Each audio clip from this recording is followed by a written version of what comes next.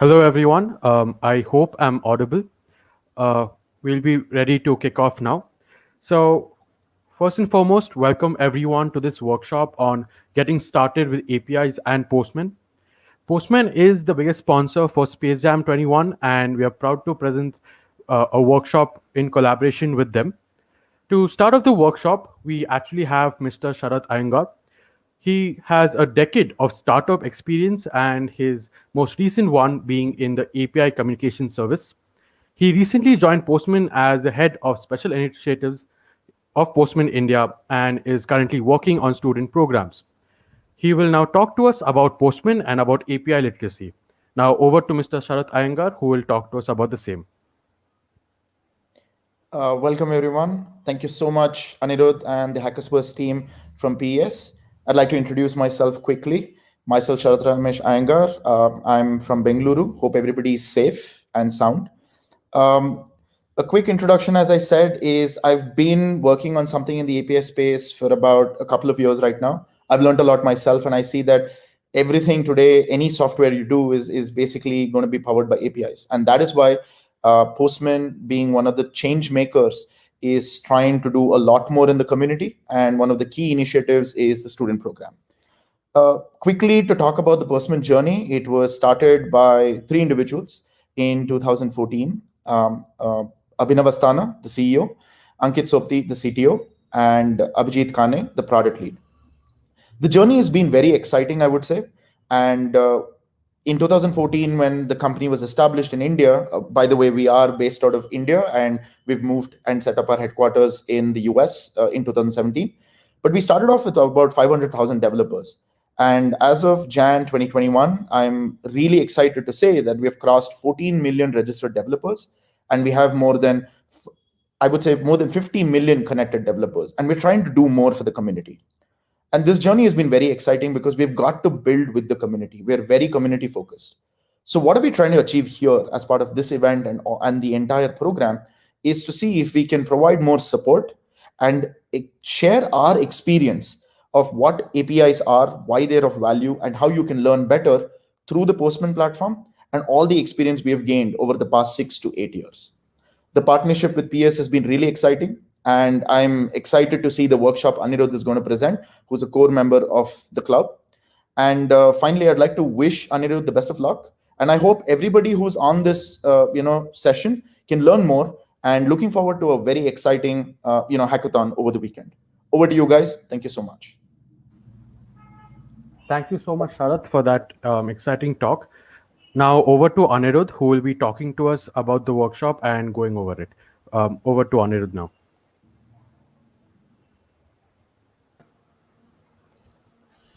Thank you, Aditya. I hope I'm audible. Guys, if I'm audible, please give me a thumbs up in the chat. Right, let's get started. First off, who am I, right? I'm Anirudh Murali, and I'm part of the core team at HackerSpace PS University. I'm also a Postman student expert. And today we are going to be talking about getting started with APIs and Postman, right? We're going to be discussing what APIs are. Okay, we're going to discuss why APIs are so powerful, why you should be using them, and we're going to discuss slightly about how Postman works and how Postman can help you in developing your APIs. We're going to discuss how APIs work, the requests and responses, how you interact with APIs, and of course, we're going to have a lot of hands-on. So I'm looking forward to a lot of interaction from you guys. So in the end, I'm just going to share some resources for you to continue on your journey of learning about APIs, and we can have some question answers, right? So without further ado, let's get started. So first off, the big question, what is an API, right? And another important question, why should I be using one? Application programming interfaces, they allow services to communicate with each other. Now, what that means is that you have two programs, right? Or two applications which are running, and they can communicate with each other, they can share information with each other, and they can work, they can synchronize with each other, right? And they can work together to actually build something that's pretty big, right? So for a long time, I never understood what APIs mean, right? So people throw around the term a lot. People say APIs, application programming interfaces. What does it actually mean? How does it work? How does it fit into applications, right? So here's a very simple example on how APIs work, right? So let's say you're going into a restaurant. You're going into a 5-star restaurant and you're super hungry. You sit down at the table and the waiter comes and takes your order, right? You order something big because you're hungry. And the waiter takes your order and goes to the kitchen and gives your order to the chef, right? So the chef starts preparing your order. He prepares it. He cooks your food, right?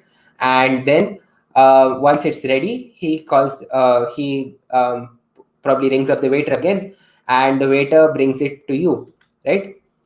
So in this entire process, what do you observe? You have the waiter who is acting as your interface between yourself and the kitchen, right? So when you're in the restaurant, you're not directly going and talking to the chef. You're not giving your order to the chef. You're giving it to the waiter. The waiter takes it to the chef, and when the food is coming back, the chef doesn't come and bring it to you, right? The chef gives it to the waiter, and the waiter brings it to you. So this is the kind of role that an API actually plays in applications, right? It provides a sort of interface between two applications, which allows them to communicate with each other. So you don't have the applications communicating directly with each other. You have them communicating with each other through an API, right? So this is a slightly abstract example. So I'm sure all of you have some programming experience, right? So I hope all of you have worked with Python. So can you just mention in the chat if you're comfortable with Python? Have you looked at Python code ever? Have you used it?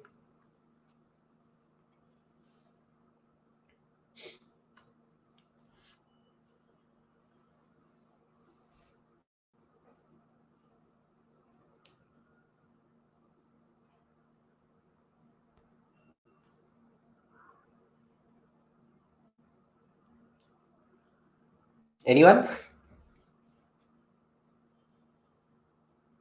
Yeah, I guess there's a bit of a lag, but yeah. Projects on Django. Yes. Oh, okay. I see a lot of answers. Yes.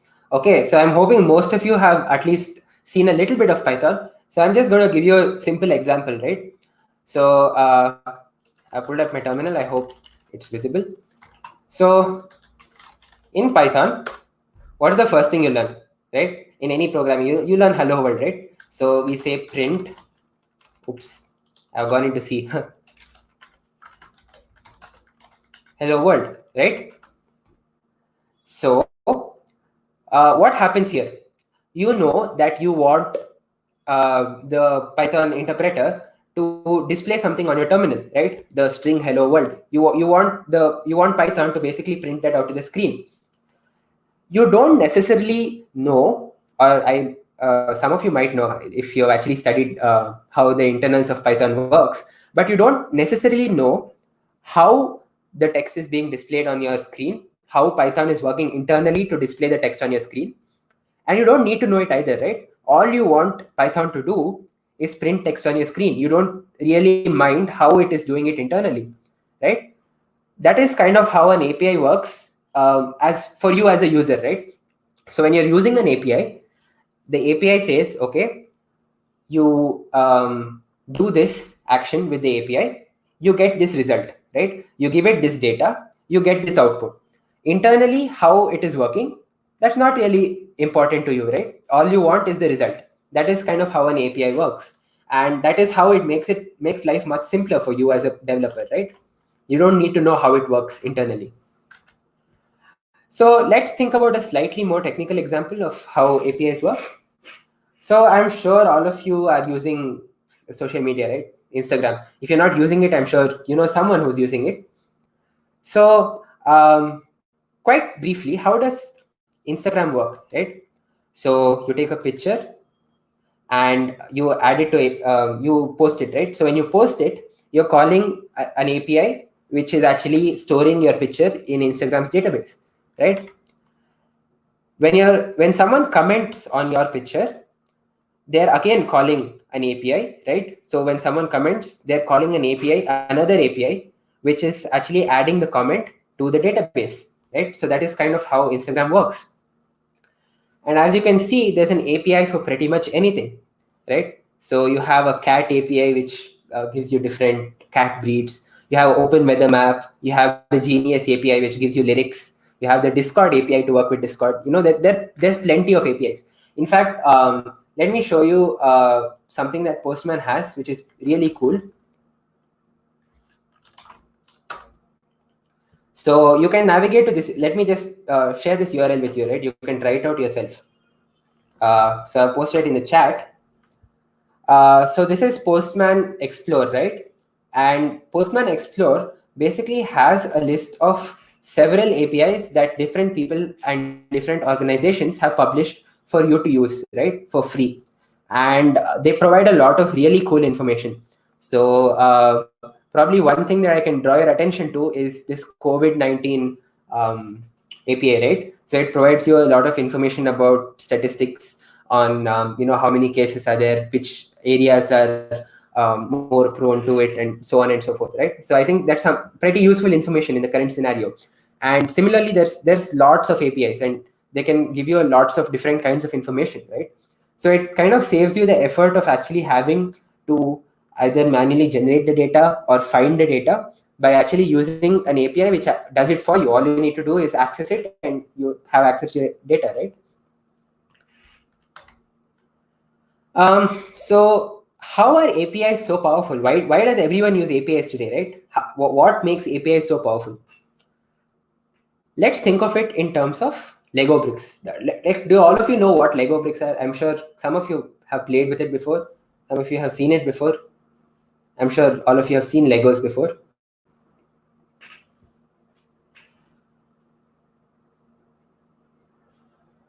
So basically, when you're playing with Legos, right, you can sort of build structures using those blocks, right? They sort of link together, and you can build pretty complex structures. I don't know if you guys have seen, but there are these huge what do you call, statues and different models that are built using Lego bricks, right? It's really amazing. And APIs, they basically have the same power, right? You have these small building blocks or small components which each do a specific function, and because they can communicate with each other, you can compose them and build something huge, right? Something very complex, something that provides a lot of functionality to the user, but the actual building blocks are really small, right? Very simple. So you can think about how you can build huge applications, right? Breaking them down into small functionalities and implementing each of those small functionalities with an API. So anyone who wants to access that functionality can access your API, and it does it for them, right? And internally, you can still have an API which works with the other parts of your own application, and it builds a huge application, right? Very simple. Now, again, this might be a little abstract, at least for me. What always helps to understand in my case is having a sort of concrete example in software, right?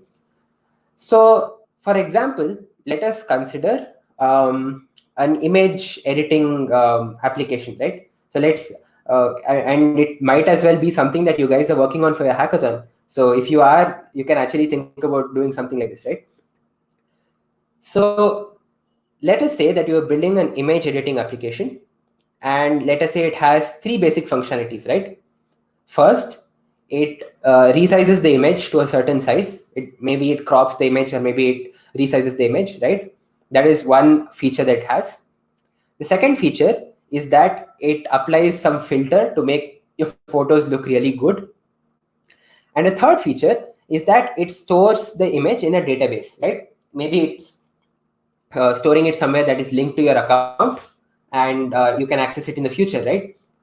And if you think about it, this is sort of at least partially, this is part of what Instagram does, right? It allows you to edit your photos, it allows you to apply filters and save it, right? So you can think about it as those three functionalities, and each of those can be implemented as an API, right? So you have one part of your application that is resizing the image, and anyone can communicate with that API, or maybe you can just use it internally to resize images, right? All it does is resizing images. It doesn't know what the rest of your application is doing. All it does is resizing images. You have another API, and all it does is applying filters to images. It doesn't know that there is another API which is resizing. It doesn't know what the rest of your application is doing. All it is doing is applying filters. And then you have another API which is solely responsible for storing images in databases, right? Now with those three APIs, you can actually build an application which is doing all three of them for you, right? You can call them one by one. You can resize an image. You can apply a filter to an image and store it in a database. You can build an application which does all three of them using three APIs, right? Quite simple. And it sort of gives you an idea of the power of composing APIs into a huge and very useful application, right? So coming back, probably a textbook definition of what an API is. It acts as a mediator between a client and a server to provide access to data and services. Now that is a very dry definition, I would say. So again, if you think about it in terms of what I told you, it basically allows two applications to communicate with each other, right? It provides an interface for two applications to communicate with each other. That's all it does. A client makes requests to an API endpoint on the server, right? So we're going to be discussing about this now.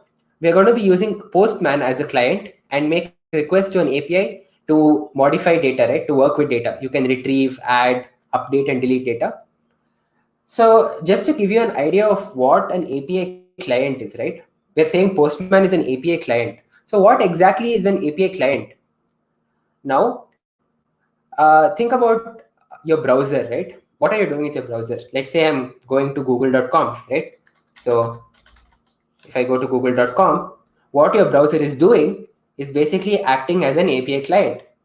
So Google is providing you an API which allows you to search the web for certain keywords and maybe filter it by type of media. You can filter it by images, you can filter it by news articles, and so on and so forth, right? And your browser is acting as a client to actually access that API and show you the information that Google is returning. So that is what an API client basically is. Now, what we're going to be doing today is we're going to be using Postman as an API client to access the APIs. And the advantage of that is Postman provides you a lot of information that you need as a developer or as a tester of APIs to work and understand how the API is actually working, right? What sort of information it's returning, how it is communicating with your client, right? So Postman provides you a lot of information about that, which you need as a developer, right? You don't really need that as a consumer of APIs. Like I can just access google.com on my browser, right? If I want to search for something. But as a developer, Postman provides you a lot of useful information that helps you in the development and testing process, right? So what is Postman? Postman is a collaborative API development platform that simplifies creating, using, and testing APIs with a UI. Now, the collaborative part is actually quite important. We're going to be seeing that today, how it allows you to collaborate with other people on testing and developing the same API, right? We're going to look at that a little later today. And that's quite important, right? So when you're in an actual work environment, or even when you're working on your projects, you're not always working alone, right? You're working with a group of people, you're working with a team. And actually being able to collaborate with your team on developing and testing APIs is really important, right? So how many of you have actually seen the curl command or have used the curl command? Any of you?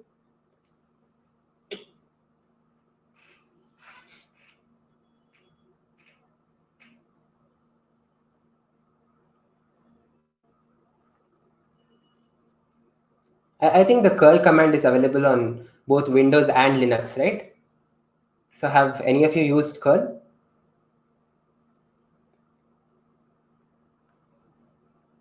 Okay, I see a no. Doesn't matter, but yeah. So curl is basically it's a command line tool to basically access APIs, right? Now, curl, I won't say that curl is outdated. It's definitely being updated and used by a lot of developers. But the main advantage that Postman provides over here is visual feedback, right? So just try and imagine, let's say I ask you to draw a picture, or let's say I ask you to write a paragraph, but you cannot see what you're writing, or you cannot see what you're drawing. It's not impossible, but it's pretty hard, right? So that is what Postman actually provides. I mean, curl definitely has its uses, and in fact, we might even see how we can sort of interoperate between curl and Postman. We might see that a little later today. But Postman basically provides you the visual feedback, and for a developer, that makes it much easier to understand what is going on, right? So now we're going to talk about how to actually access an API. So we've been talking about accessing APIs a lot, right? So how do you actually access or use an API? There are two basic things to access or use an API. You have requests and you have responses, right? So you're requesting for some information, some data from the API, and the API responds to you with some information, or maybe it can respond to you saying that the information that you asked for is invalid, or maybe the information that you asked for does not exist. But basically, that is how it works, right? You have something that is, you are requesting some data from the API, and the API is responding to you with some data. That is how it works, right? So first off, let us look at how we make requests to an API. What all goes into making a request? The three basic things that you need to make a request are a method. So what kind of request are you making? An address or an endpoint, and a path, right? So the method, we're going to look at it. So we have 4 basic methods, right? There are a few more methods, but these are the basic methods that we're going to be looking at today. You have a get method, which is asking to retrieve some information from the API, right? You have a post method in which you're asking the API to add some information somewhere, maybe to a database, right? You have a put method in which you're saying that you want to modify some data on the API, right? And you have a delete method in which you want to delete some resource that is present on the API, right? So these are the 4 basic methods, and these 4 methods basically cover about 90% of the use cases that you might have with an API, right? Most of the time, these are the 4 operations that you might want to do. Now, what are endpoints and paths, right? So an endpoint basically identifies a certain computer or a certain server to which you're making a request, right? So in this case, if you see, you have linkedin.com, and linkedin.com is your endpoint. So linkedin.com actually, it refers to a specific server, and that server internally, it doesn't matter how it's implemented, right? So for those of you who are slightly more familiar with all this, you might know that a server might be an individual computer or a group of computers or anything, right? But it doesn't matter. What is important is that linkedin.com is identifying a certain server, right? And you have a path / feed, right? So you're saying on the server linkedin.com, I want to access the information that is returned at the path / feed, right? So to sort of help you with understanding how this all works, I'll make this analogy to your local systems, right? I'm hoping most of you are using Windows, or at least have used Windows at some point. So you know that you have different drives, right? You have your C drive, D drive, and so on and so forth, right? That is basically the root of where your information is being stored. So an endpoint can sort of be thought of as the drive, right? So it identifies a specific place where information is being stored. Like let's say linkedin.com, instead of linkedin.com, you have a C drive or a D drive, right? And your path is, again, it's quite similar to the path that you access on your local system, right? So you might have C/users /desktop or /documents, right? You're accessing a path, and in your file browser, you see what is present in that path, right? So this is kind of similar. You have an endpoint and you have a path, and the API returns whatever information is present at that path, right? So that is how endpoints and paths work. So now with these 3 basic things, that is your request method, your endpoint, and your path, you can make a request to any API. Now, when you're making requests, you might want to send some information to the API, right? So this information, it can be for multiple reasons. So you might have parameters in which you sort of specify what exact information you're looking for, right? It might be authorization. some APIs are not freely accessible, right? Because if anyone can access an API, it might cause a lot of load, or anyone might be able to access data, right? Which is not really good. So you might have to authorize yourself to ensure that, okay, this person actually has access to this API. This person is authorized to use this API. And you might have headers and body, which sort of describes what sort of data that you're expecting when you're requesting, right? It might have, again, some authorization information, lots of things, right? So you might want to send some information in your request, right? When you're receiving responses, again, there are three basic elements that you have when you're receiving responses, right? You have a status code, right? I'm sure all of you have seen at least the 404 not found, right? So you can have other status codes. You have a 200 OK, 201, which is created, which happens when you make a post request, right? And you have your 404. So, okay, I have a small question over here to all of you. When there's a 404 not found, right? When 404 is returned as a status code, what do you think is not found? Like we discussed the three basic components, right, of the request. You have a method, you have an endpoint, you have a resource path, right? So what exactly is not found over there? Can anyone tell me, or does anyone have a guess?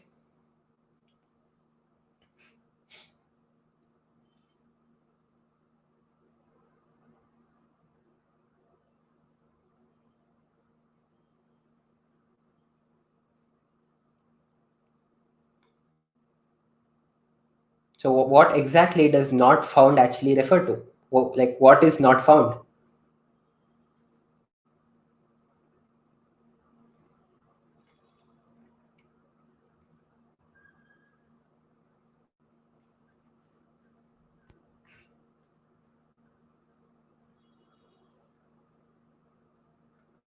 Anyone? Guesses are fine. Okay. I have Abhishek saying it is a resource. Endpoint. Ali, yes, PS5 not found. Right. If PS5s were accessible using APIs, I think everyone would know about APIs by now. Okay, Tushar says endpoint. All right. So just going back to this. So just to reiterate, your endpoint is the actual server that you're accessing, and the path is what resource you're accessing over there, right? So when you get a 404 not found, it actually means that your path is not found, right? So it means that your endpoint has been reached. So you reach linkedin.com, but if I access linkedin.com/abc, there is no resource called abc, right? linkedin.com, the API does not define an abc, right? There is no abc. So that is what is not found, right? If you have an endpoint which is not found, if you have an endpoint that does not exist, you get different errors. But when you get a 404 not found, it means that the path or the resource is not found, right? So yeah, moving on, we have the second element, that is headers. So once again, you might have noticed that we have headers in the request also, right? So in your response, the headers can contain information like when the resource was last updated, what sort of data is being returned, right? It can have a lot of information about the data that is being returned. And of course, you have the actual data that is actually being returned, right? Whatever you requested for, it is actually returning the data. Or in case you get a 404, it won't return any data. But as long as it was a successful request, you're getting some data back, right? All right. So I think I have spoken enough, and you might have started to get a little bored. So let us move on to the hands-on section, right? So now we'll actually be working with APIs and seeing how we can use Postman to actually test and work with APIs, right? So let me just copy this link for you guys, and I will paste it in the chat. So I want all of you to just navigate to that URL, right?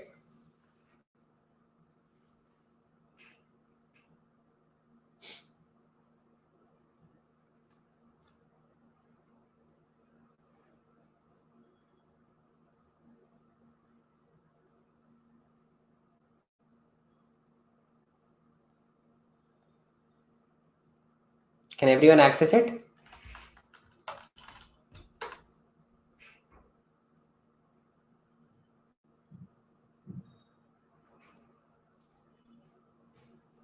Just give me a thumbs up in the chat when you're able to access it, right?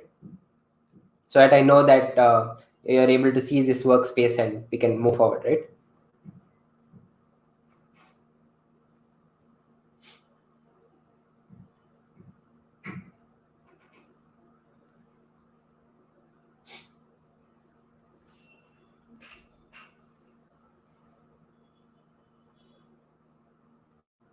Okay, I see Abhishek has accessed.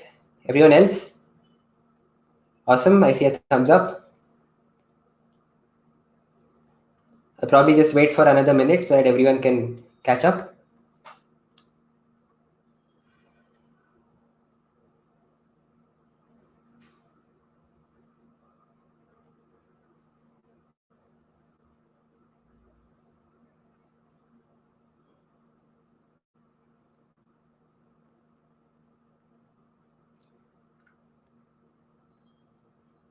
$200, okay. Ali is teaching us about APIs in the chat. All right, so let me move ahead, right? So what we're doing here is we're actually, we have this collection of requests basically, which is provided by Postman called Basics of APIs, right? And what we're doing here is we're just forking it into our own workspace, right? So what you would need to do is just provide a fork label, which allows you to distinguish it. Basically, it provides a unique thing. So you might want to put in your name or your date or something, right? So this is my unique fork label, right? And here you need to identify which workspace you want to fork it to. So you all should have a default workspace called my workspace. So I'm going to fork it into a dedicated workspace, right? And just click on fork collection. So can all of you give me a thumbs up if you have forked your collection? You should have it on your workspace now.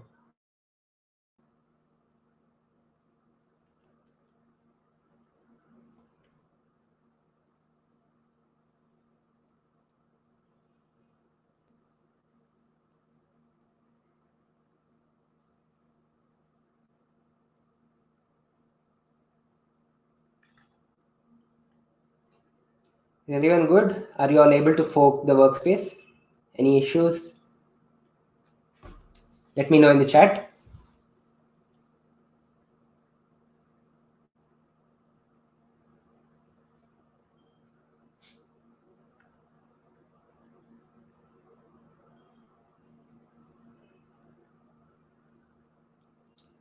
Awesome.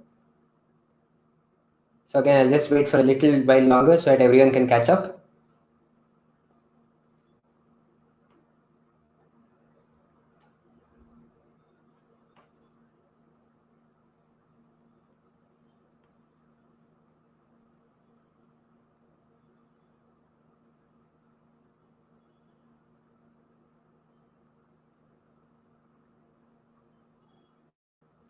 All right, so let me continue. So now all of you should have this collection called Basics of APIs in your own workspace, right? So the first thing what I'm going to do is I'm going to create a new request, right? So you can hover over this, click on the three dots and add request, right? So now we have added a new request to this and let's give it a name.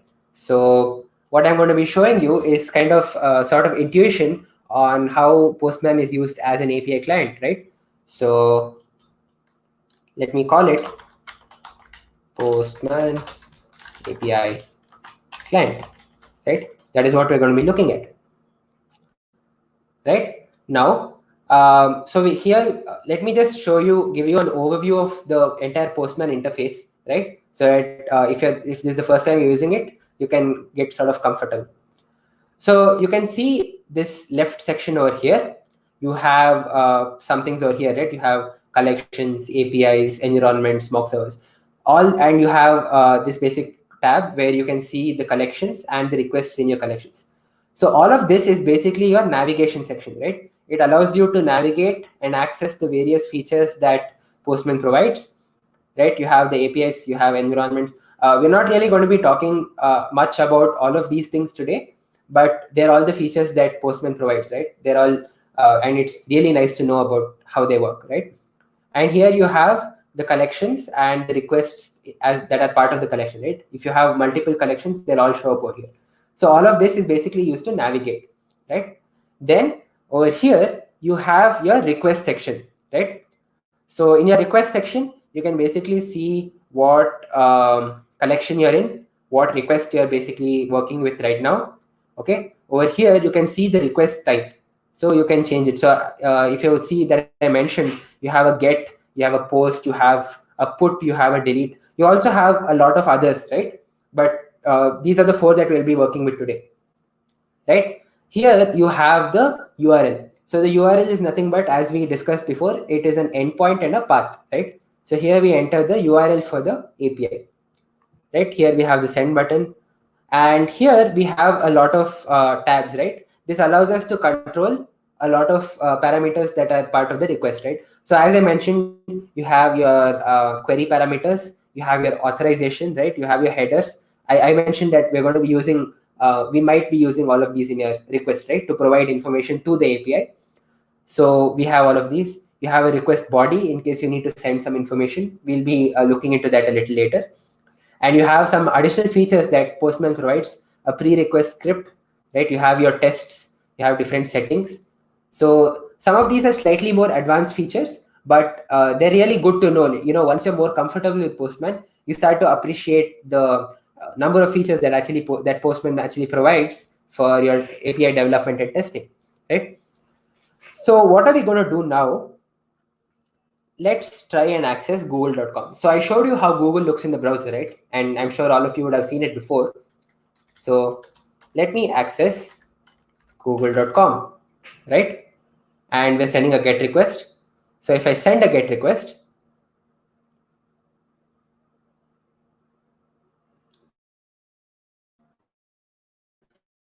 you can see that. Can you really read this? Oh, by the way, I forgot to mention, this is your response section, right? So this contains all the information about the response that you get, right? You have, again, your cookies, you have the response headers. If you have written any tests, you have the test results, right? All of this is related to your response.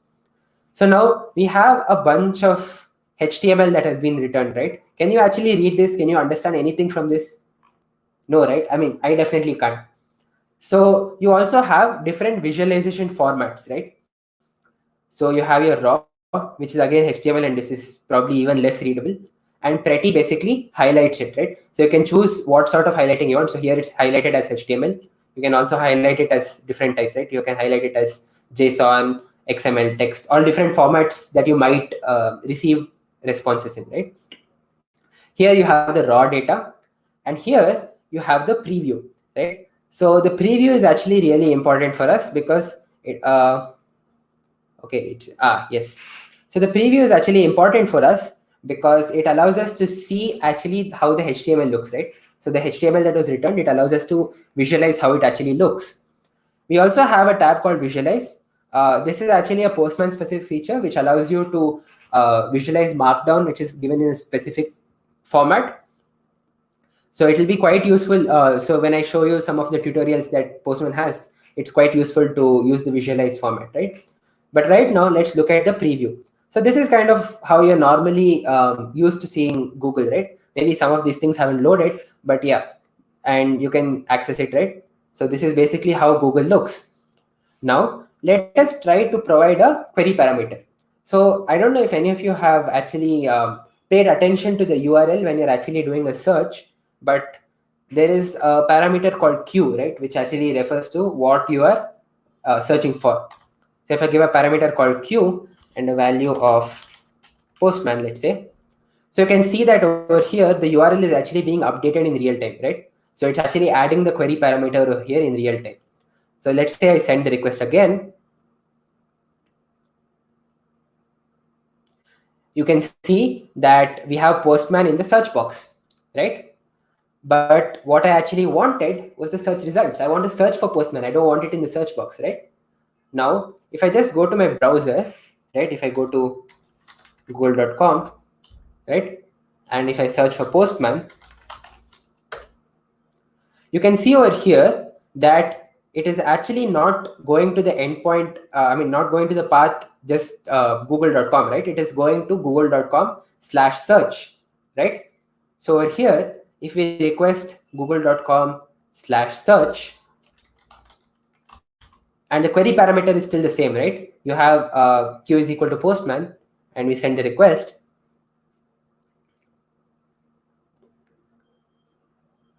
You can see that we actually got what we wanted, right? We have the search results over here. So this is kind of how this is sort of an intuition on how the requests are made. How you can add query parameters, how you can access different paths on the same API, right, on the same endpoint. Now let me show you one more thing. So when we accessed Google, right, when we used it from the browser, you can see that it actually added a lot of query parameters, right? There are a bunch of things over here, and it's not really readable at all, right? So what you could do is, just copy this URL and paste it over here, right? Paste it in your request section, right? And here, what you can see is that Postman has actually decoded all of that and given it to you in a slightly more readable format, right? It shows you all the query parameters that are part of the URL. So you have a source called HP, and you have your query parameter Q is Postman, right? And there are a bunch of other codes, whatever, some stuff that's internal to Google, right? You can't really read that, but you know that, okay, all of these are the information that is actually being sent as part of your request, right? All right, so I think it is time for you guys to actually start, um, you know, uh, going hands-on, right? So what we're going to do is, if you just click on the collection, right, basics of API, and hover over it, go to the three dots, and go down to view documentation, right? So Postman basically allows you to document your APIs, while you're developing them.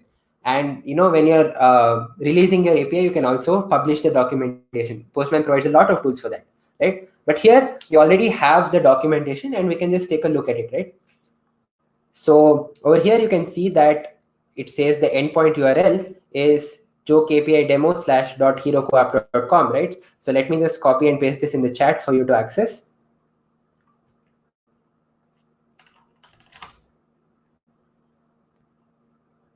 Right? So the first thing we can probably do is access this in our browser, right? Because as I told you, the browser is also a client. So if we go here, you can see that we have some data. Hey there, this is a simple demo for making an API server made by Ali Mustafa Sheikh. So if you guys don't know, or if you haven't realized yet, Ali is the student community manager at Postman, and he has really helped in developing all these resources for learning. And he's also present in the chat today. So I guess you guys might have seen, right? So basically, this is what the endpoint is returning, right? Now let us do the same thing in Postman,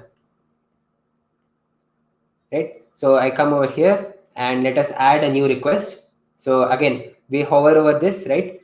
We go to the three dots and we add a request, and let us say joke API, right? And we're still making a get request, and we have the URL, and we aren't really passing in anything, right? And if we send it, you can see that we got the same data, right?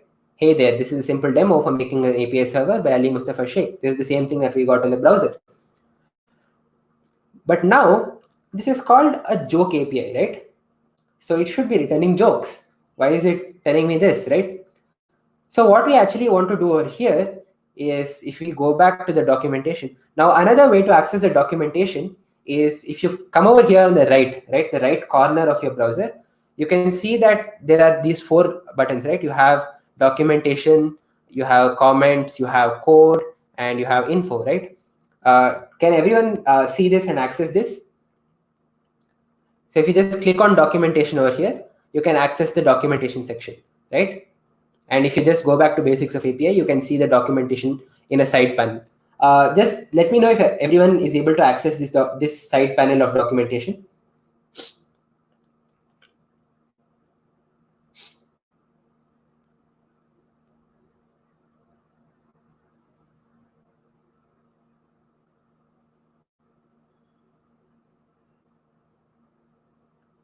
Is everyone good? Are you able to access this?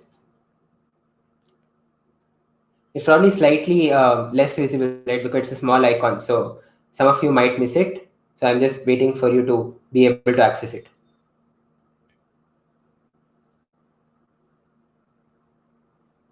Just let me know in the chat if you're able to access the documentation, right?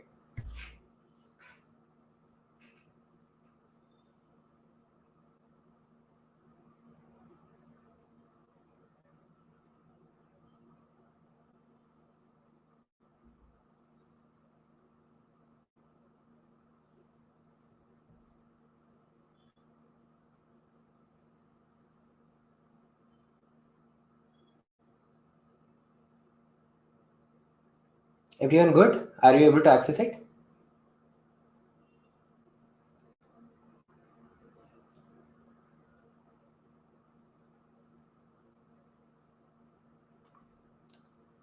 I see the responses are starting to dry up a bit. Are you guys getting bored?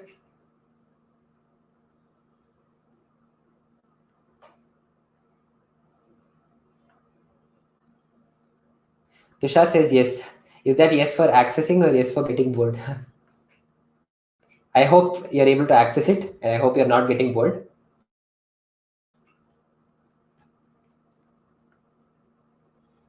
All right. So I hope all of you are able to access it. If not, just drop a comment in the chat, and either I'll help you, or there are a lot of other people in the chat who can help you, right? So yeah, as I said, we have the documentation, right?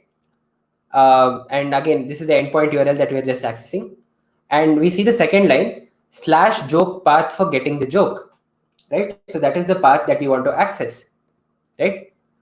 Now we can see that in this collection of requests, right, we already have a request called get joke, right? So if you just go to get joke, you can see that it says add the URL over here, right? So what URL do you want to add? You want to add the same, this joke API, right? Just copy the URL over here, right? And we want to go to /joke, right? And if we send a request, you can see that you actually got a joke, right? You can see that you have an ID, you have an author, you have the actual joke, and you have the source for the joke, right? Is everyone able to actually access the joke endpoint and get a joke? Just put the joke that you got in the comments once you're done.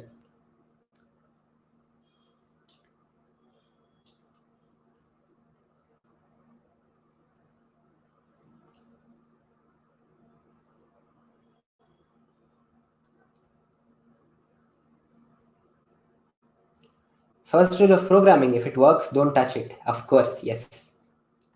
I would probably argue that it's not a joke, but actually solid programming advice.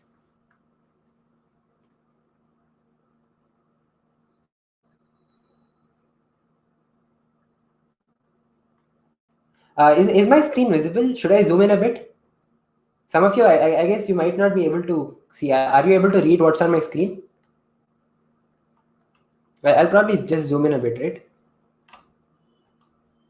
I hope this is slightly better.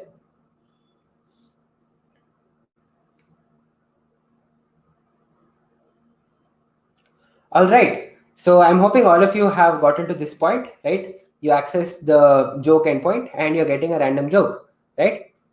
Now, go back to the documentation. What do we see? We see add a post request, add a delete request, add a put request, right? So that is what we're going to be doing now. So with the joke API, right, at /joke, we are able to get a random joke. So if I send it again, you get another random joke, right? ID is equal to 1. And if you send it again, you get ID 2. Send it again ID 1. So we're getting random jokes, right? So what if I want to access a particular joke, right? So if I want to access a particular joke, I can just add it in the URL itself, right? So the ID, if I add it to the URL,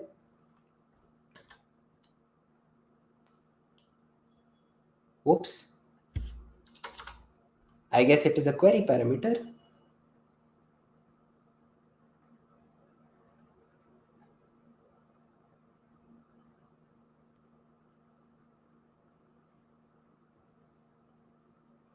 Right.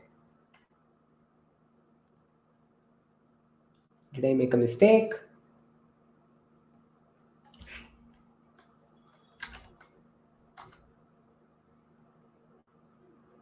Yes.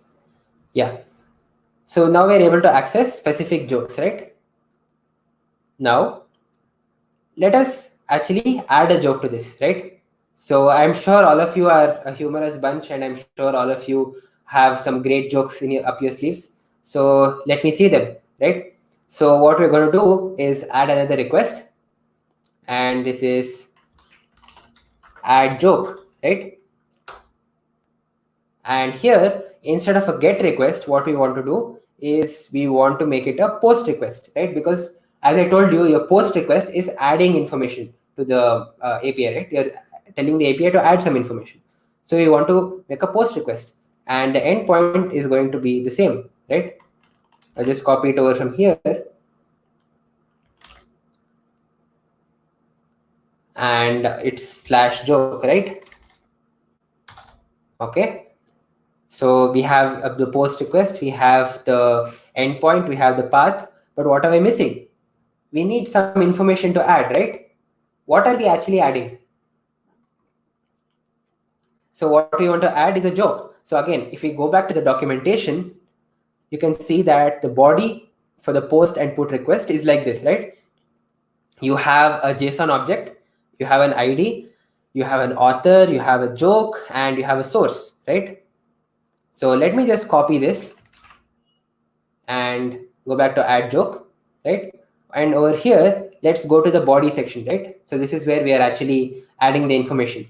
Now, in the body section, what we want to do is we want to send it as raw data, all right? And we want to send it in JSON format, right? And I just paste it in over here. And let us make this maybe ID 10, right?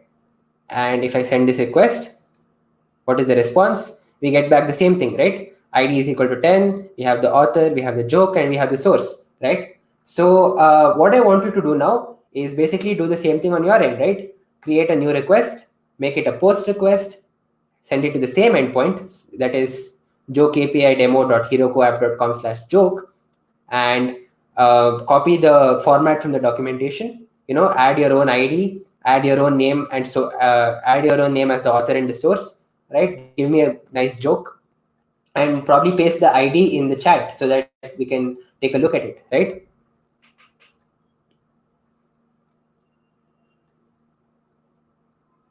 So I'm just repeating myself over here. When you're pasting the data in the body section, you want to make it as raw format, and you want to keep it as JSON, right? JavaScript object notation.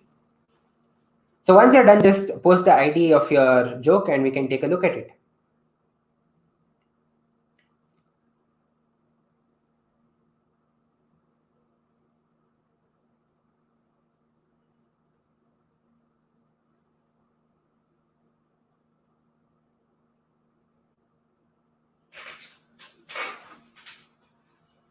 I hope everyone's following along till here.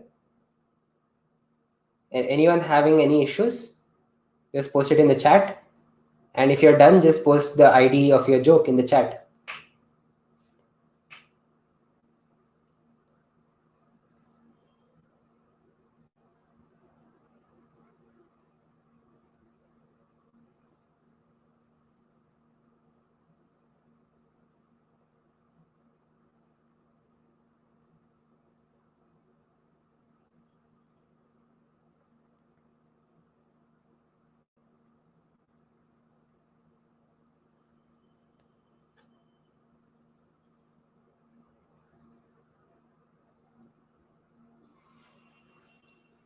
I'll probably wait for a little more time for everyone to catch up.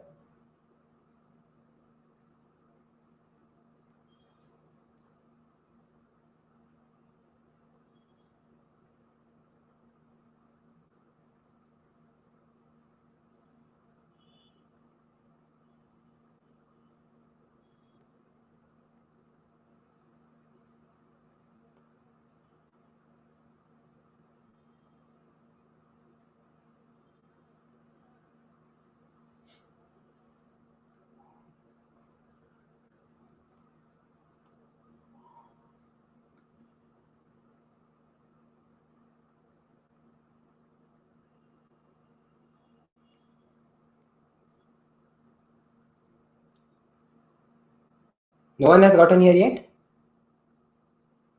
I thought this was easy. Is anyone facing any issues with this? Are you able to post? Are you able to make a post request?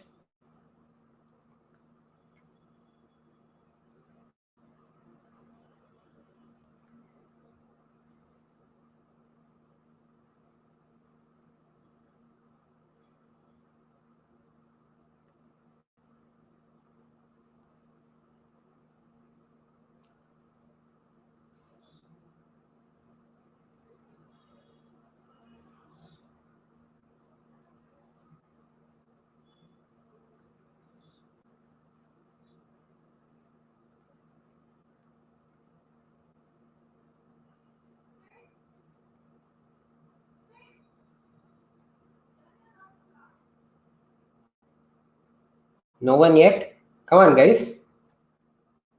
You're responding pretty well till now.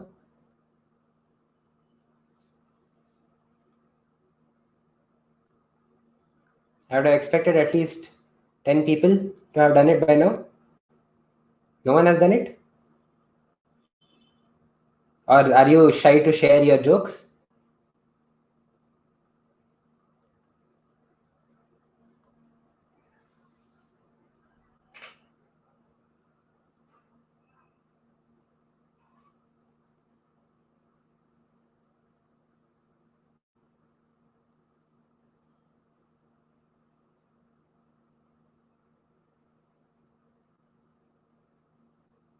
All right, I'll move on. And whenever you guys share it, we can probably take a look at it, right? But do let me know if you have any issues so that we can sort them out in the chat, right? So what is the next thing we want to do? So maybe we added a joke, but we made a mistake, right? We want to update it, right? So how do we update it, right? So here we make a put request. As I mentioned earlier, a put request is used to update data which is already present on the API, right? So let me add a new request and we'll call this update joke, right?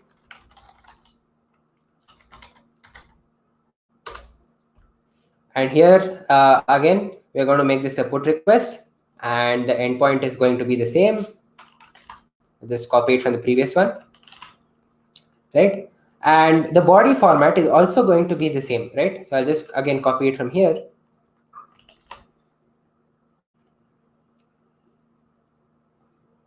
So once again, we want it in the raw format and we want it in JSON format, right?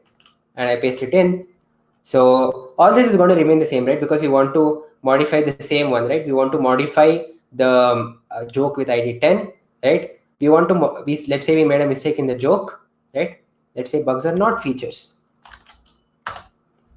And let us say we want to change the author. Let us say I'm going to plagiarize Ali's joke. I'm going to call it my own joke.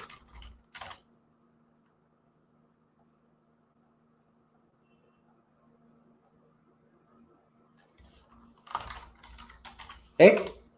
So now if I send this request, so once again, see, we have a put request, we have an endpoint, and we have some body, right? And if I send this request, you can see, okay, so you can see the response that it has returned, right? It says 204 no content. So what does that mean, right? You can see right over here what it says. The server successfully processed the request, but is not returning any content, which means it has successfully updated the joke, but it did not return anything to you, right?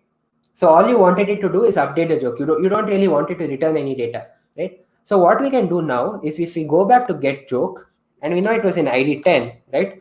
So if we search for 10, you can see that it has been updated, right? We have the author that has been updated, right? And we have the joke. It's not really a joke anymore, but it's been updated, right? Bugs are not features. So if you guys have followed up till here, I'd request you to follow the same, right? Create a new request, make a put request, and if you have already posted a joke, just edit it. Add some, maybe change the joke, change the author name, maybe add your full name, right? And do post in the chat once you're done.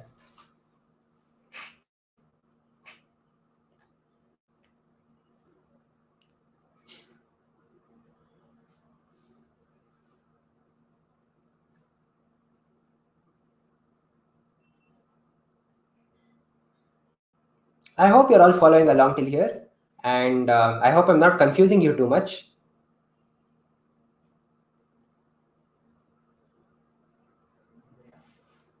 If there's anything you're not following, feel free to post it in the chat and I go over it again.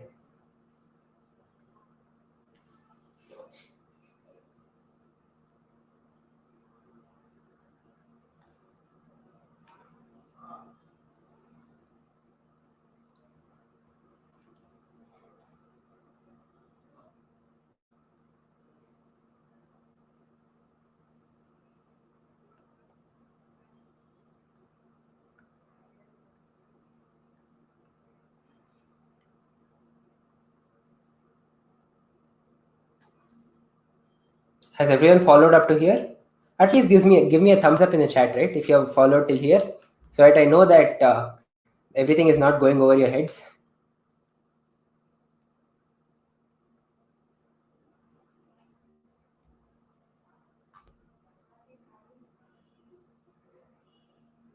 I'll wait for a little more time because I do know that there is a bit of a lag between the stream, between my speaking and the stream.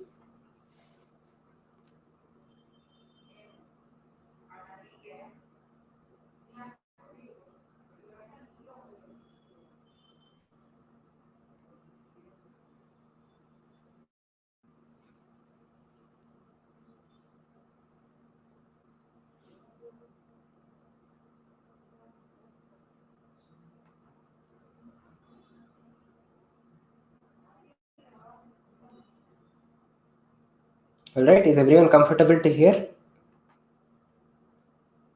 Let me move on. So the next thing that we might want to do is, let's say it's a really bad joke. I mean, right now it's not a joke at all, right? So we want to delete it. We don't want it to be in the jokes API. So once again, let us add a new request and call it delete joke, right? Once again, the request URL is the same. I'll copy it over from here. Right? It is the same URL. And we make this a delete request, right? Okay, over here, I don't know, you guys, I hope you realized one thing. In a delete request, you don't really need to mention, provide any information to the API, right? You don't want any body for the API, but you do want to specify which joke you want to delete, right? And the way we specify that is quite similar to how we did it for the get request, right? What we want to do is we just provide the ID over here, right? /10, right? /10 is what we added, and we just want to delete that one, right? So if I do this and if I send the request, it sends back some text. Joke with ID 10 is deleted, right? And again, if you see the status over here, it says 200 OK, which means it was successful, right? Now, if we just go back to the get joke, and if we send a request again for joke 10, you can see that it says joke not found, right? And the status is the 404 not found. So once again, as I told you, it means that the resource at that point was not found. So what that means is your joke API demo was found, right? This server was found, but /joke/10, the resource at that point was not found, right? Because we just deleted that. So once again, I'll just pause for a few minutes and wait for you guys to catch up. You can do the same thing.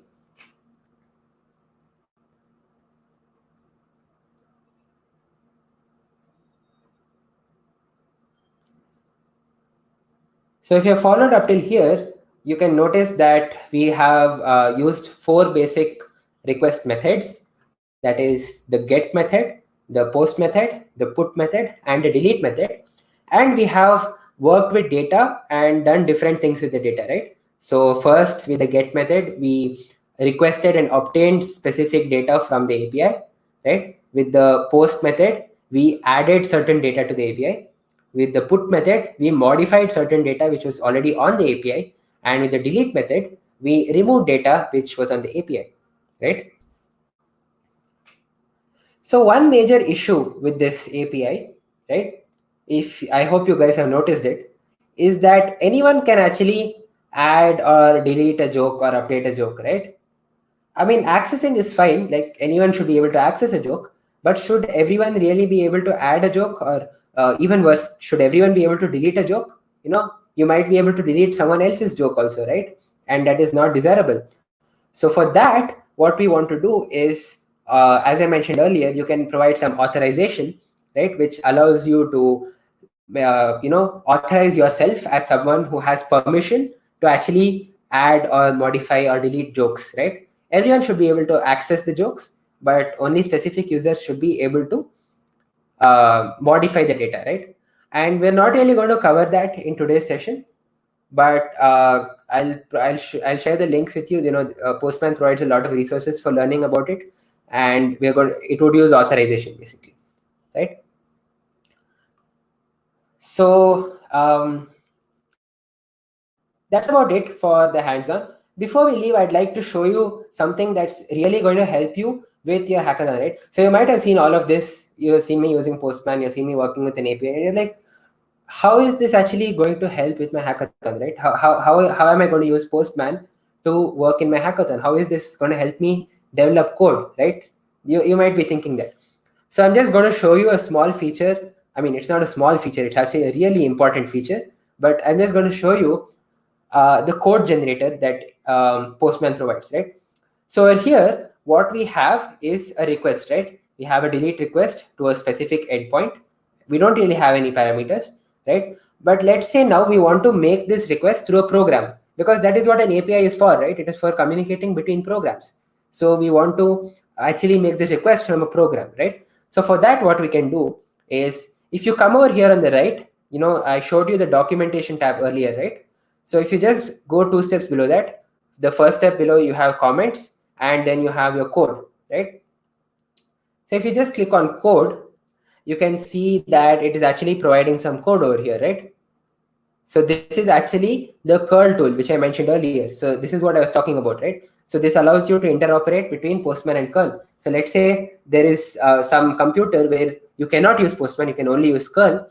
So you can actually copy this command and paste it there, and it will actually do the same thing that you are doing over here in Postman, right?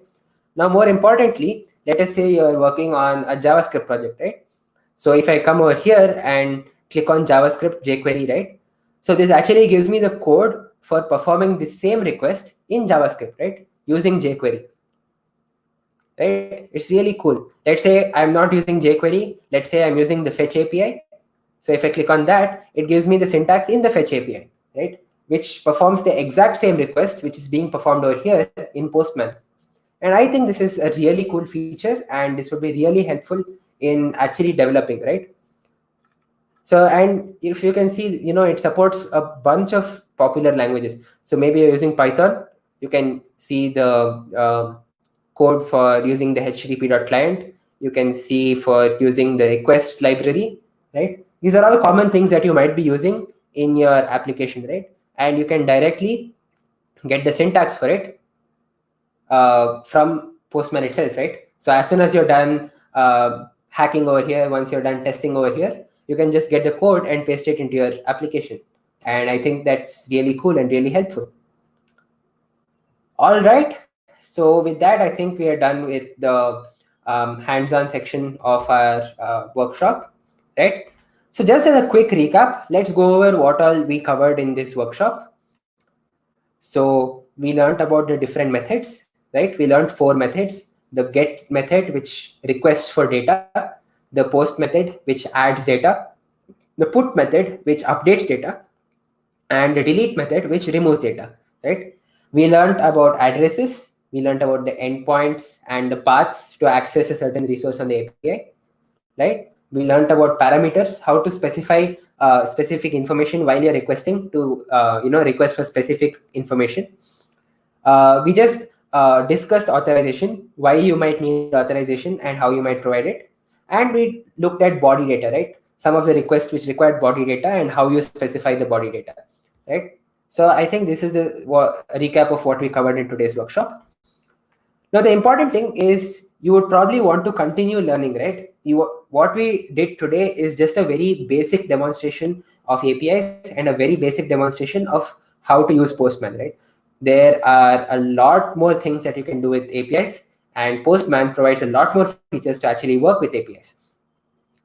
So to continue learning, Postman provides a student expert certification, which allows you to continue learning and learn about some more advanced features of Postman in working with APIs, and at the same time giving you a certification, right, to validate that you actually know this stuff, right? So if you can look at the slide, it mentions the things that you're going to learn, right? Sending more sophisticated requests, editing documentation. This is really important, right? Writing basic test scripts, running collections, and you have the option to become a student leader in your own community, right, in your own college. And as a matter of fact, I just did the student expert certification quite recently, and I learned a lot about working with APIs and the features that Postman provides, and I feel it's really useful, right? Really cool. So let me just post this link in the chat again. You can just apply for becoming a student expert from this link. Uh, so I have pasted this in chat. So take a look. It's a Google form. You can just register, and Postman will let you know. It will give you the details on how to continue, right? How to continue on your journey. And do mention in the form that you're coming from this workshop, right? So it allows Postman to know, which events are doing well, and how to actually work with a larger audience, right? So before we leave, these are some additional resources that Postman has for learning about APIs. You have learning.postman.com, which is a learning center. It provides a lot of resources on learning more about APIs and Postman. You have explore.postman.com, which we saw in the beginning, right? It provides a list of collection of APIs which companies and organizations and individuals are publishing for free use. It's an API network. And we have community.postman.com, which is a forum for discussing with other Postman users and Postman people of the Postman community on how they are using Postman and how they are using APIs, right? So with that, I come to the end of this workshop. So we have some time for question and answers. So if you have any questions, do drop them in the chat. It can be absolutely anything, need not be about what we covered in this session. If you have any questions about APIs and how you might use APIs for your project, do drop them in the chat.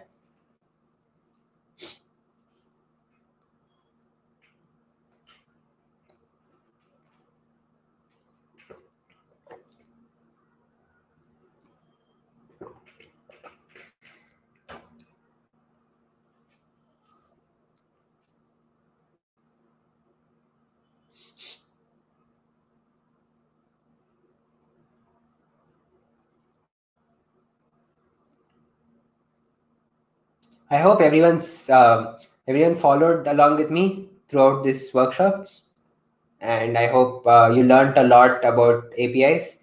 I definitely enjoyed a lot teaching this, and I hope it's helpful for you in the next 2 days, right, for your hackathon.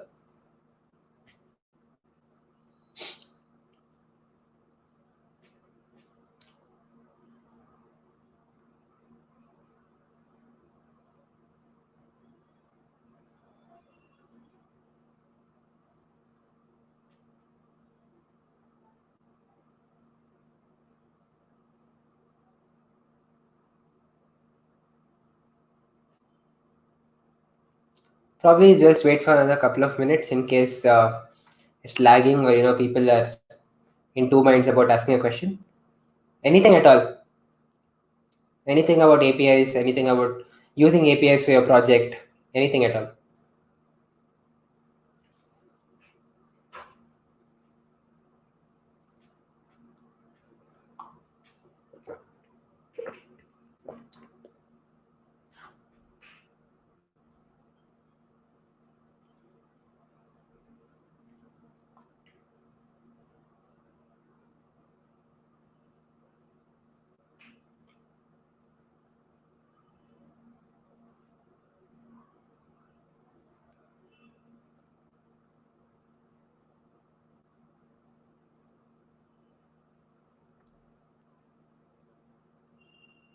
All right, I don't see any questions. So I hope that means all of you have understood and you have some great ideas on what to do tomorrow and day after. As always, if you have any questions later, if you're watching this video later, feel free to drop questions in our Discord server, and feel free to use the learning resources that Postman provides to learn more. Right. So with that, I think I'll conclude my session. Aditya. Hello. Yeah. Thank you so much, guys, for attending. This is it for the workshop. Thank you so much, Anirudh, for that amazing workshop on Postman and how to go about building in and testing APIs. That is it for now. See you guys soon in another workshop, and all the very best for Space Jam 21.